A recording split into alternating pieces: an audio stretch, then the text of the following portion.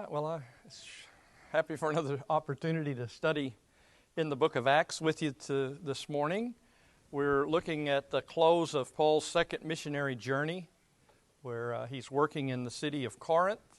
We've had Paul's work there begun, and he's had some opposition, had to withdraw from the synagogue, but we were looking at his conversion of the leader of the synagogue when we left off last time at Corinth. Before we enter into this hour of study, we'll want to have a word of prayer, and we'll ask Brother Nathan to direct our minds. Amen. All right, so we're looking at Paul's work here in Corinth, and then we'll look at his journey to Cenchrea, the port city there, and then on to Ephesus across the Aegean Sea. Kind of does some preliminary work there. So we were looking at verse 8, and Crispus, the leader of the synagogue, believed in the Lord with all his household, and many Corinthians, when they heard, were believing and being baptized. And we talked about, what members of a household are, and looked at the fact that here the leader of the synagogue, even though the synagogue as the majority had rejected the gospel, the leader of the synagogue was a good and honest heart, and he accepted the gospel and obeyed it. And you see the pattern there for one obeying the gospel that we've seen already in the book of Acts, that it all begins with hearing the gospel. There's not anybody that's going to be converted that hasn't heard the gospel willingly and is ready to understand it. That's where it all begins, is with hearing. It shows something about who's in that household too, right? They were people old enough to hear and to understand it, and then they believed it, and based upon their faith, they were baptized. So hearing and believing comes before baptism. So that would kind of eliminate infant baptism, because they can't hear it for themselves. They can't believe it for themselves. We know from Acts chapter 2 that before one was baptized, you had to repent and confess Christ. So even though they're not mentioned here, since they are essential things, and God's no respecter of persons, we know they also applied here, even though they're not specifically named that happened. They believed enough to repent, to say, I believe that Jesus is the Son of God, and let that be known before they were baptized. And so we have a great example here of, the plan of salvation, how it worked. Again, where Luke summarizes it for us. What else do we know about the church at Corinth? Its makeup. We know you got Crispus and his households there. The household of Chloe is who reported to Paul about all the problems at Corinth. On his next journey, he's going to write a letter from Ephesus over to Corinth, because he's trying to answer their questions and correct problems that are going on in the church there in 1 Corinthians. And Chloe is the one that tells them about all of the division and stuff that's going on in the church. So that's a household there. Quartus and Erastus are also mentioned as members at Corinth. Erastus was the treasurer of the city. We showed last week that engraving of Erastus, treasurer of the city, that has been dug up by the archaeologists that have confirmation of an important person. And many from the lower and middle classes, Paul said there were not many mighty, not many powerful in the church at Corinth. Most of them weren't. There were a whole lot that weren't, that we don't know their names, but they were members there of that congregation. And the Lord said to Paul in the night by a vision, do not be afraid any longer, but go on speaking and do not be silent. Now, if somebody appears to you and says, don't be afraid, are you afraid? Isn't that what it implies, right? Paul was afraid. If I say, don't stop preaching, don't be silent, what do you think he was tempted to do? Because he was afraid. He was just like you and me. He's been beat up in town after town over and over. And he was thinking in his own mind, maybe it's time to move on, or, I don't want to get beat up again, right? even Paul, the giant of faith that he is, and the example that he is to all of us, even he could get despondent and discouraged. And he was a human being. Didn't it happen to Elijah, the great prophet in the Old Testament? He was so depressed he thought he was the only one left that was trying to serve God, and fled all the way down to Mount Sinai. And God said, what are you doing down here, right? Basically, there's 7,000 people up there that haven't bowed their knee to Baal. You're not the only one. But sometimes you feel that way. And Paul, to me, it's kind of comforting that he was not this superhuman person, right? He was just like me and you. And I'm sure he was willing to die for the faith, but he was very tempted to just move on and not get beat up again. That was his frame of mind, evidently, at that time. And he needed some encouragement. And the Lord knows when we need that encouragement, and he was trying to give it to him, right? He appeared to him in a vision. It must have been really necessary to appear to him and say these words to him. You remember when we studied Jeremiah, that Jeremiah got this way too.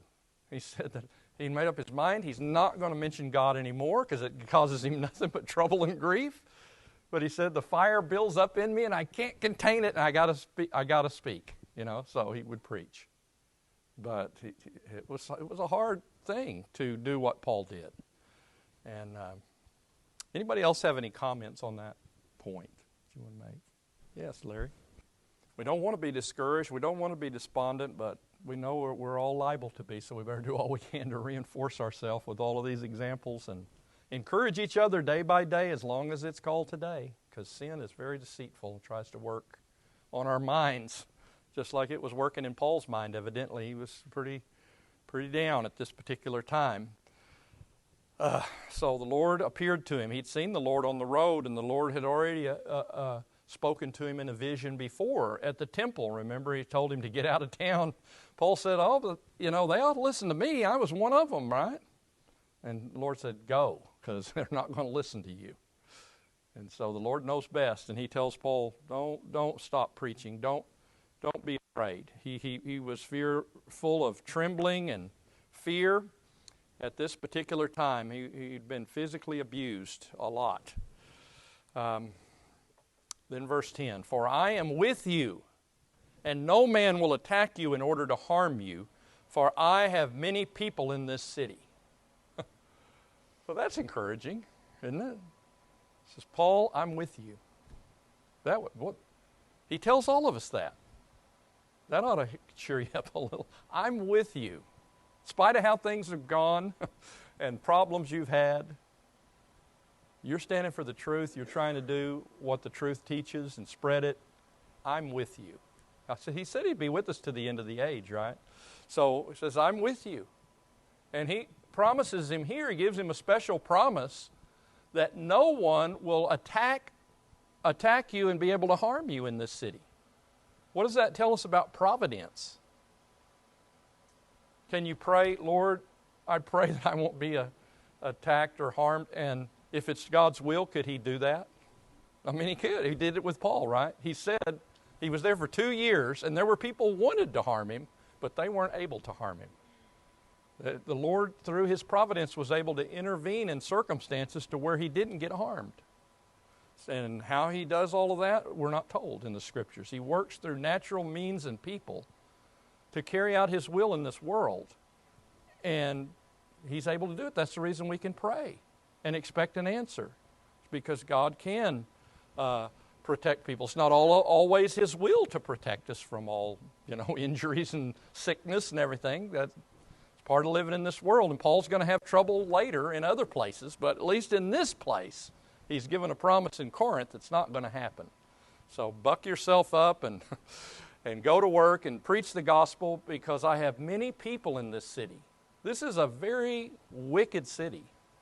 It's known all over the world for being a place of riotous living and drunkenness and carousing and all kinds of sexual immorality in the city.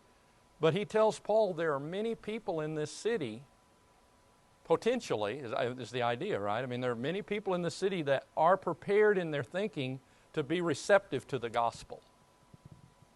See, those are the people we're trying to reach, right? We're not going to get everybody. This has never happened, it's never going to happen that everybody obeys the gospel that you talk to. But there are those whose minds are of a certain bent that they will be receptive to truth. And there are many people in Corinth, maybe it's because of all the immorality and the depressing state of things, that they're ready to hear this good news when it comes, that there's some people going to respond to that. So sometimes places we might think are the most unlikely to be receptive actually turn out to be the receptive person. And I've seen that in classes where I've studied with people and I'm really thinking this person's going to obey the gospel and they don't. And another person I don't think would be showing much interest is they're ready to obey. So even when I'm sitting in the same room with people sometimes, I can't tell the difference, but God knows. He knows those good and honest hearts are out there. And we're trying to reach those people. So he's going to have some relative peace to preach the gospel, and so just preach on, because there's going to be success in this place. And Paul established a powerful congregation there that lasted for many, many years. Any other thoughts on this verse? A lot to think about in that verse on providence, God's control of things, and about the state of people out there in the world that we're trying to reach. And he settled there for 1 year and 6 months, teaching the word of God among them. So he is encouraged by the promise. He settles down and continues his work in the city of Corinth rather than moving on. And he evangelized that city. The word settled there means, in some translate it, he took his seat. A teacher in those days would sit down to teach. That was a seat of learning or whatever. We have that expression. He sat down there and began to teach people. He was doing that work. And we don't know exactly how long Paul was in Corinth. We know from the time of the vision on, it was 1.5 years. He'd already had time to write 1 Thessalonians and 2 Thessalonians probably before that. So there's another 6 months maybe that was there before that. So maybe you could sum it up as 2 years he was there. Doing a lot of work in that city, teaching the Word. And I assume teaching both parts of the Great Commission. He was evangelizing, trying to find those people out there that are good and honest hearts that would obey the gospel, those seekers that are there. And he was also teaching the people that had been converted, teaching them to observe all that the Lord has commanded. Trying to do both. And influence there, we know from other verses that went beyond the city limits, because he mentions other churches in Achaia that he writes to in 1 Corinthians. So it wasn't just the church at Corinth that was there. It was also the one in Athens, one in Cenchrea, and maybe others that are not specifically named, that Paul's influence had spread throughout that district. To the church that is in Corinth, and to all the saints that are in all Achaia. So Achaia is a whole big area of southern Greece. We're going to see when Paul goes to Ephesus, through his teaching, he would teach young men, and those young men would go back to these other towns and teach. And all 7 churches of Asia you read about in Revelation evidently started from Paul doing his work in Ephesus. So it spread all over the area from the hub, when Paul was teaching. So while Gallio was proconsul of Achaia, the Jews with one accord rose up against Paul and brought him before the judgment seat, saying, "This man persuades men to worship God contrary to the law." So this is a big crisis here in the church. This is getting taken before the Roman authorities by the Jews. They have, they cut Paul off on the way to where he was teaching or whatever. When they rose up against him, that kind of sounds like they took him against his will to go to court. Now, they're not able to harm him like they did in other places, where they beat him and stoned him and different things. But they are able to arrest him. And they drag him before the proconsul that's there, Gallio. And again, we have that inscription that was found at Delphi that talks about Gallio. He was proconsul of Achaia in 53 AD, that we know what year it was. So that's the reason we know when Paul was there. We put the two together.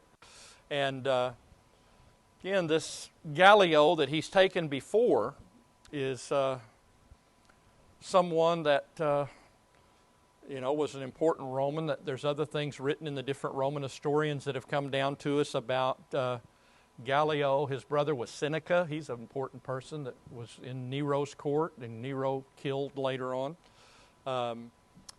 He's given the title here of proconsul. You see, that has a certain meaning to people that study Roman history. A procurator or a legate is somebody that the emperor appoints. That means there's a Roman army in that area. And so the emperor just controls the answer to the emperor. In an area where there isn't a Roman army, it was turned over to the Senate. And the Senate appointed people, and they were called proconsuls. And they reported back to the Senate. And that's what Gallio was. Now, how did Luke know that? Because he was there. He lived at that time. It had gone back and forth over the years because they had an army there sometimes and sometimes they didn't. If you were like these liberal scholars used to say back in the 1800s, they try to say like all of the New Testament books were written in the 2nd century or the 3rd century. Luke wouldn't, if that's when it was written, he wouldn't have known whether it was a proconsul or not, right?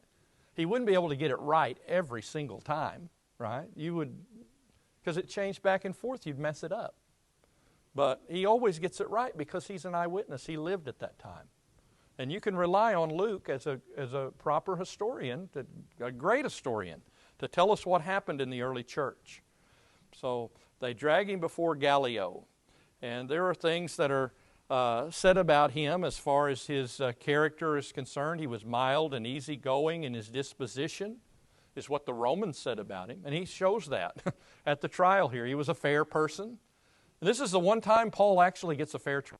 I mean, the people that are trumping up the charges against him actually get punished, and Paul gets set free. So Gallio gives a favorable hearing to Paul. They're trying to say that Paul is teaching an illegal religion. That's really what they're saying. This is against Roman law, these Christians preaching the gospel. The gospel's not authorized. It's not a part of Judaism at all. And so it's illegal. Judaism was legal. It had, for many years, been legal for the Jews to practice their religion. And they drag him before the judgment seat. That judgment seat platform is still there. The archaeologists have dug it up. Whenever the proconsul would come to town, they would set up a chair there with purple on it and all, and he would sit before the people and pass judgment. And they were like our federal judges, that once Gallio or somebody made a decision, it was sort of like binding on all the other courts until some higher up, like the emperor, changed it. It was going to be a precedent for how you treated Christianity.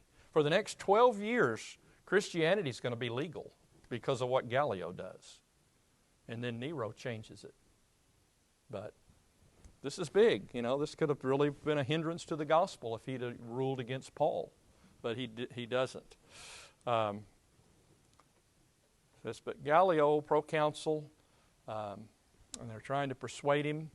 And he says, we know what Paul's argument would be, don't you? That he'd say, this is the fulfillment of Judaism. Everything about this is what the Jewish religion teaches was going to happen. It's that Jesus has come and he's the Christ and he's the Savior of the world.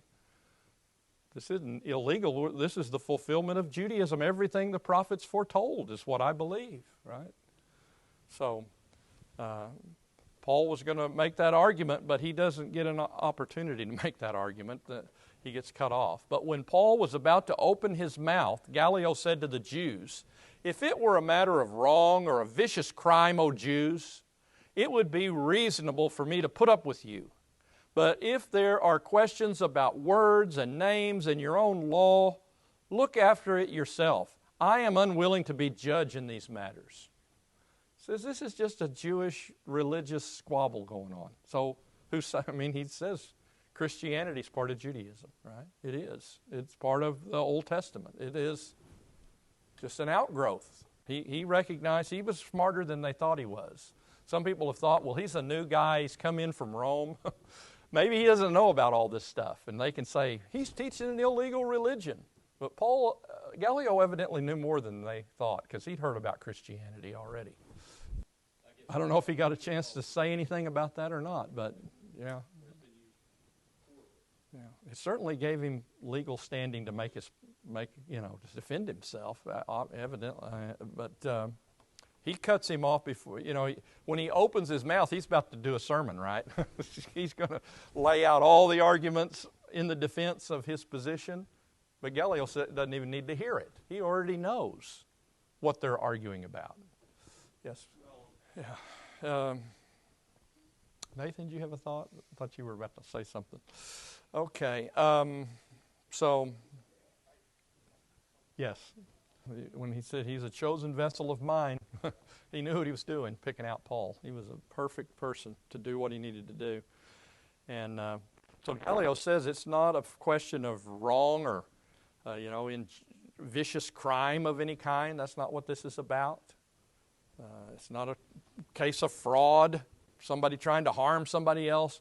It's just a question about your own religion. You're arguing about names, whether Jesus is the Christ or Jesus is just Jesus of Nazareth, right? And Gallio doesn't care about any of that. It says the Roman government doesn't care, really. You Jews are just arguing about stuff among yourselves, and it shouldn't bother the Roman courts, right? Yeah. So he says, again, he is impatient with the Jews. He says, "Oh, Jews," right?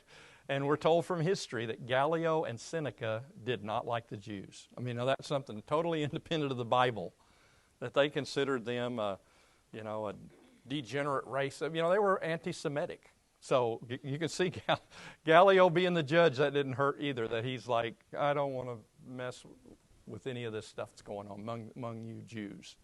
Right? So, but again, providence is a strange thing. How, you get the right apostle and the right judge and the right attitude and all for the church to have another 12 years to preach without being molested by the Roman government. So, and then the church is planted all over the Roman Empire. They can't get rid of it after that. It's just got too firm a hold. If you could have got it in the cradle, right, you might have stopped it, but you can't stop the gospel after it's spread everywhere. So about words and not deeds, and he's not interested. So Gallio understands this question. And it's Jewish law, not Roman law. He was in Rome back when they had the trouble. Remember, we were told about Aquila and Priscilla. They had to leave Rome because of Claudius Caesar's edict that was issued earlier.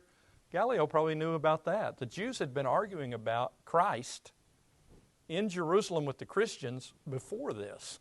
And Gallio knew about that. He knew that this wasn't a matter of Roman law. So he wasn't if they thought he was some naive, new proconsul that didn't know anything about this stuff, they were completely wrong. And then notice the outcome of this in verse 16 and 17. And he drove them away from the judgment seat, and they all took hold of Sosthenes, the leader of the synagogue, and began beating him in front of the judgment seat. And Gallio was not concerned about any of these things. So he's court dismissed or whatever, trial over.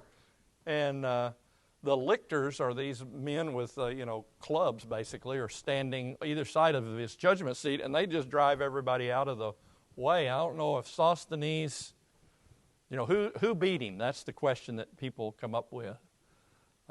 Was it the Jews or the last people mentioned before this? Some people think maybe his own people were mad at him that he did such a poor job of presenting the case. Some people say, well, it was the bystanders took advantage. They're anti-Semitic. They beat him. But Gallio seems to be a fair person, and the fact that he doesn't take any notice, it's probably the lictors. He doesn't get out of the way quick enough, and they, you try to, well, Your Honor, I want to, when he didn't move, they would beat you right down and out.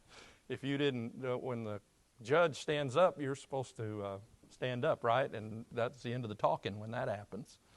And so, whatever the circumstances were, he was beaten. Sosthenes.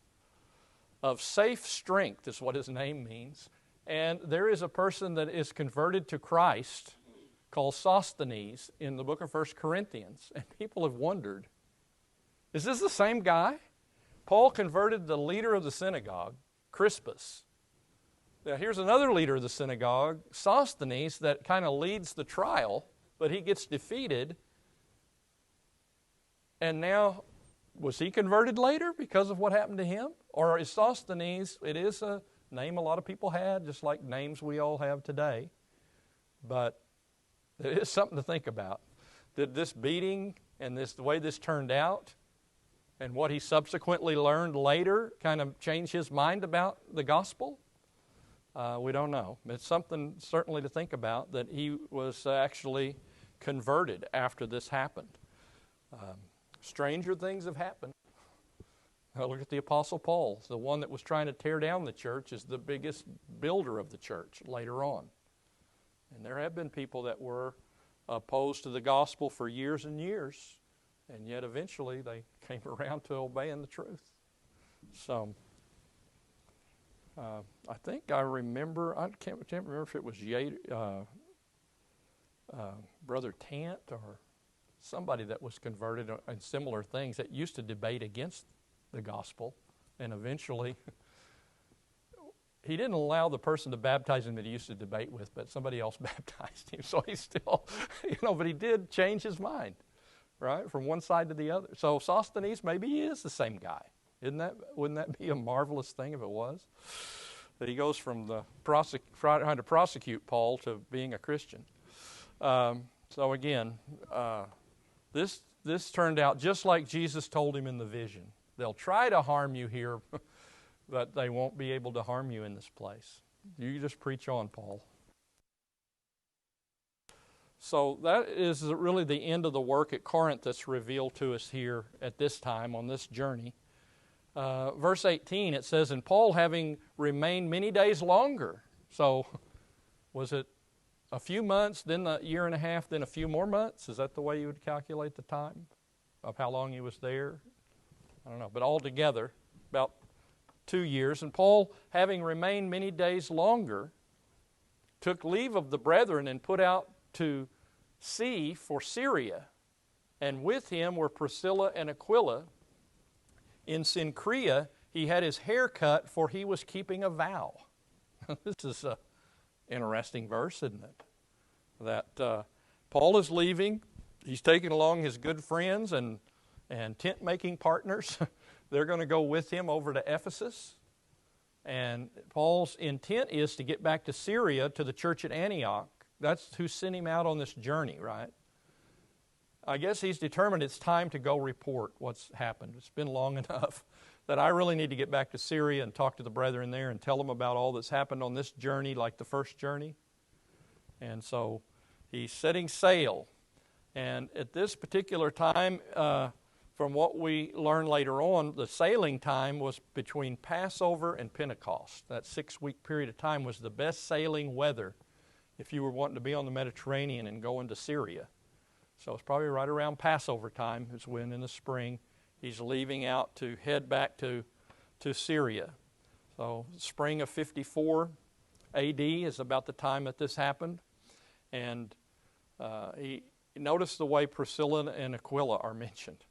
Puts Priscilla first. So again, it shows her the more prominent personality, the more prominent socially and so on person among the two.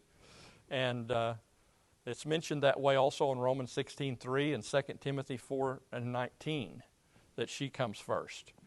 He's from that Prisky clan. And distinguished maybe for her teaching, her knowledge of the Bible and all, that she was very influential with the gospel. She and Aquila are going to talk to Apollos, who was mighty in the Scriptures, and show him the way of God more accurately. So there were some women that knew their Bible too back then. Obviously she was one that knew enough to try to straighten somebody out about the truth of the gospel. And I've known many very knowledgeable women in the church. And they go to Cenchrea. It's about 8 or 9 miles away from Corinth. It's the seaport if you're sailing off to the east. And we know there's a church there, and Phoebe was a member of the church there. Paul sends a recommendation letter to Rome about Phoebe, who's in the church at Cenchrea. And they should welcome her in Rome when she gets there. And so, know a little bit more about that congregation. It says he was keeping a vow, and this is, I don't know everything I wish I knew about what this vow was that Paul took or what the circumstances were that he promised God. If God would do this, he would do something, and he made a vow, and at the end of the vow, he cut his hair off to show the vow is over. That's what they did with the Nazirite vow. They'd cut off their hair, take it to the temple. It would be burned there along with sacrifices that were offered. And so this is some other kind of vow, evidently, that Paul's making. But it was a Jewish optional thing you could do as a Jew, was put yourself under a vow. Make a promise to God. If God would do this or that, then you will do this or that. And Paul, I don't know if it was in connection with protection from the Jews, or we don't know. We don't know what the reason was. But we know it's not wrong to take a vow.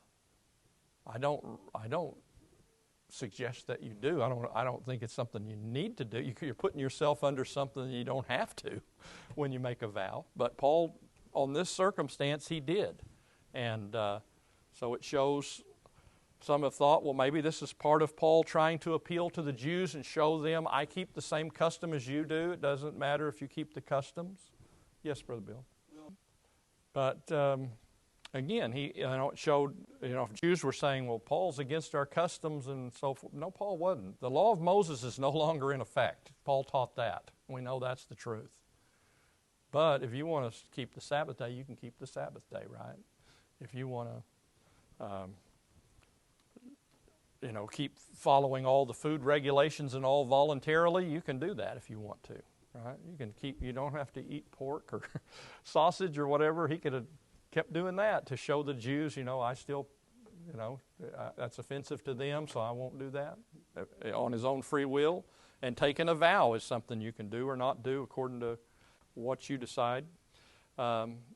It was some kind of maybe vow of gratitude for his deliverance that he had received. But it is in the realm of liberty is the point. It's a matter of person's choice. It's not bound on us to do these things. Then he's going to cross over to Ephesus. And you can see here on the map over there showing the first missionary journey. He started off from Antioch and went across and went all the way to Troas and up into Macedonia to Philippi and Thessalonica and then Berea and then down to Athens and to Corinth to Cenchrea. Now he's sailing across to Ephesus in Asia Minor, and a very important city. And on Paul's third missionary journey, he's going to come right back there to start, serious work in Asia Minor there, where those 7 churches of Asia will be established as because of his work in Ephesus. Very important place in the church. A lot of population of people there, many Jewish people that are there in synagogues. And so the second missionary journey, that's going to be a main hub of his work, is Ephesus. And of course, we're going to have Timothy preaching there later. It's a very important city in the New Testament. It's in the book, mentioned in Revelation, as still important congregation there. It was a chief target people brought their goods into, was Ephesus. It was on a river. You had to go in up the river a ways to get to Ephesus. And it was called by different writers, when you look at background about Ephesus, on the Castor River, the marketplace of Asia. The main roads to east and west came into the city of Ephesus from the east there. There's a road that you can see on the map there that goes around to where those 7 churches of Asia are. 2 main roads that come together at Ephesus there, either direction you go. So we'll come back and look at some of the archaeology and things from Ephesus and Paul's work there, Lord willing, next time.